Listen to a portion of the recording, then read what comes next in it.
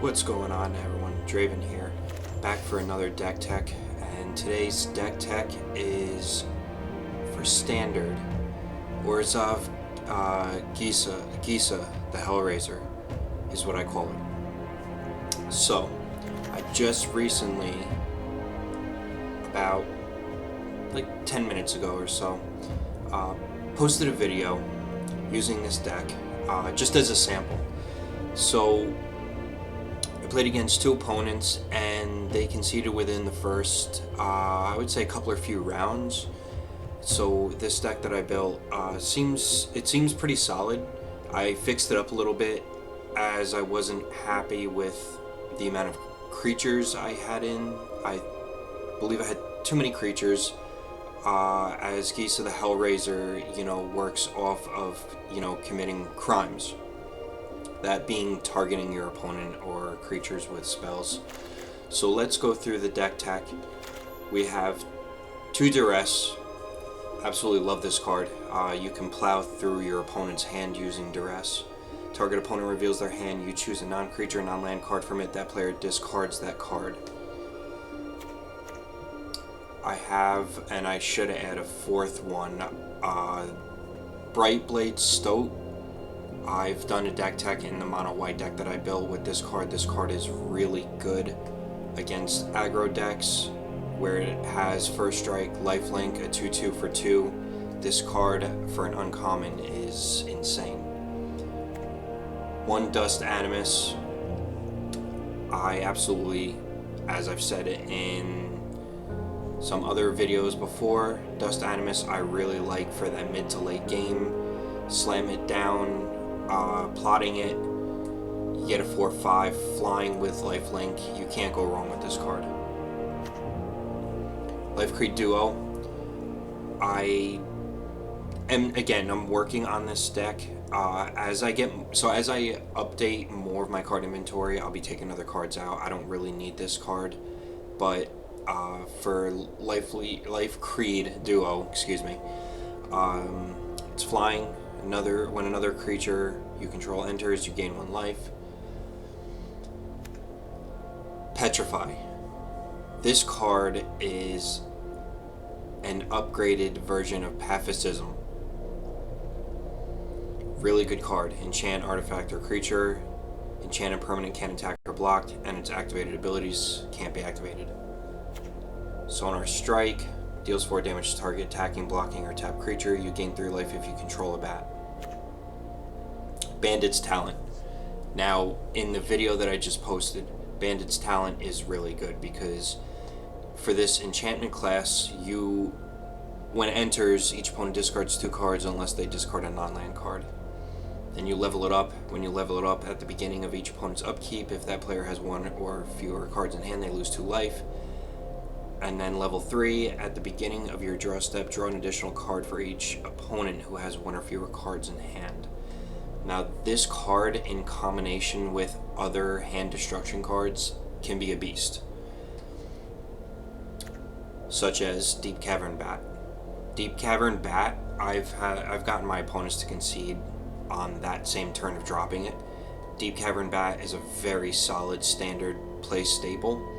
And if you haven't tried it out, I suggest you do, because turn 2, it's insane. I mean, for as long as it stays on the field, you can steal a non-land card. So Deep Cavern Bat says, it's got flying lifelink and says when it enters, look at target opponent's hand. You may exile a non-land card from it until Deep Cavern Bat leaves the battlefield. Very powerful in combination with some of these other cards. I throw in, of course, one of my other favorite enchantments for this deck, Makeshift Binding. When it enters, exile target creature an opponent controls until Makeshift leaves the battlefield. You gain 2 life. Of course, I added in Aven Interrupter. Flash Flying. When Aven Interrupter enters, exile target spell, becomes plotted. Spells your opponent's cast from graveyards or from exile cost 2 more to cast. This card is really good just to, as an, I guess you could say like as an interrupt, you know, flash it in, stall your opponent a little. I have 2 Resplendent Angel. This card is very powerful in this format. It's a 3/3 for 3, flying at the beginning of each end step. If you gain 5 or more life this turn, create a 4/4 white angel creature token with flying and vigilance for 3 and 3 white. Until end of turn, Resplendent gets +2/+2 and gains lifelink. This is a beast during mid and late game. This is a card you definitely, you know, if you know the game is lagging or stalling, or you top deck this card, you know, under the right conditions, can build your board. Moonstone Harbinger. This card is, I think it's really good. It's flying, Death Touch. When you gain or lose life during your turn, bats you control get +1 and gain Death Touch until end of turn. This ability triggers only once each turn. And then I have Karavak, the Punisher. When you commit a crime, exile up to 1 target black card from your graveyard and copy it. You may cast a copy. If you do, you lose 2 life. This card, the fact that you can copy what you're exiling is really good. Then I have Comball, Profiteering Mare. Now, I don't need this card. I'm going to switch this card out. I thought I already did, but apparently I have not. But this card says when 1 or more tokens your opponents control enter,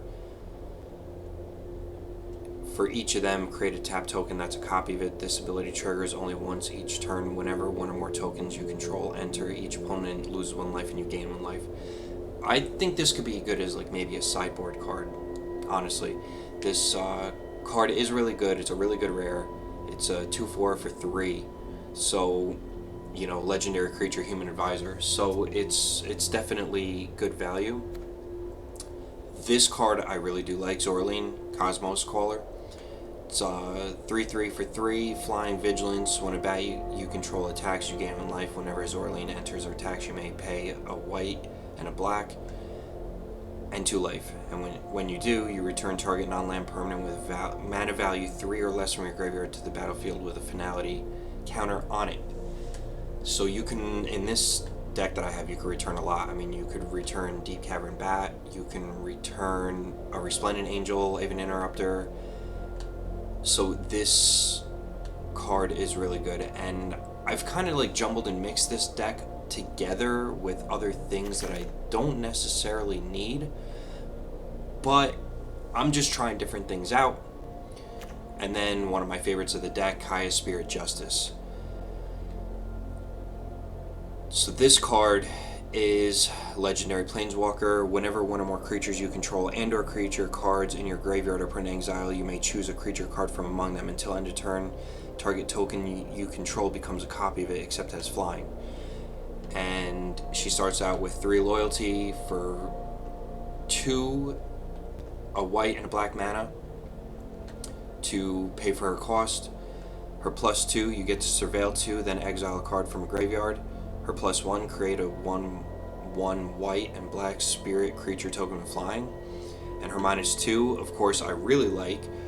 When you're building your board, you can just take your opponent out, exile target creature you control for each other player, exile up to 1 target creature that player controls. So as you're making tokens, you can just exile them to exile pretty much any creature. Like, that's very powerful. She's very powerful. This is definitely a good pick for the deck, I believe. So the next is Wisp Drinker Vampire.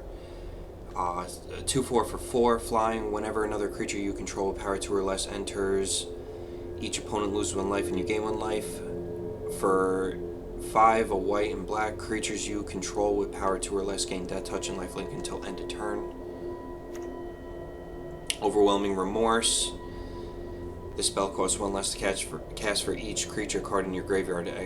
Exile target creature, Planeswalker. Then of course we have one of the big hitters next to Kaya, Gisa the Hellraiser. She's very good. 3 and 2 black, 4/4. She has Ward. Your opponent pays 2 or pay 2 life. Skeletons and zombies you control get +1/+1 net menace. Whenever you commit a crime, create 2 tapped 2/2 blue and black zombie rogue creature tokens. This ability triggers only once each turn. So now I only have right now 2 of her. As I had mentioned to you guys before, I'm building my card inventory as best as I can right now. So let's move on to Starseed Mentor. 3/5 for 3, a white and a black. Flying Vigilance. At the beginning of your end step, if you gain or lost life this turn, target opponent loses 3 life unless they sacrifice an on-land permanent or discard a card. Then I'm working with 9 plains, 9 swamp, and 2 Forlorn Flats. So I'm running about 20 lands, so 20. And then let's go on to the sideboard. We have Cooped Up. I'm running two of these. Glass Casket, High Noon, No Witnesses, really good board wipe, Expel the Interlopers, Unstable Glyph Bridge. Now this card, I don't think I'm running any artifacts, so I'm going to have to take this one out as you craft with an artifact. So I'm going to have to make some adjustments. Destroy Evil, Candy Grapple, Fell, Citizen's Arrest, Make Your Move, Cerebral Confiscation, 2 of them, and an Overwhelming Remorse. And that is today's deck tech. Thank you guys for tuning in to this deck tech. And as always, I appreciate all of your support. And to help the channel out, please don't forget to subscribe, like, comment, and hit the bell notifications for more.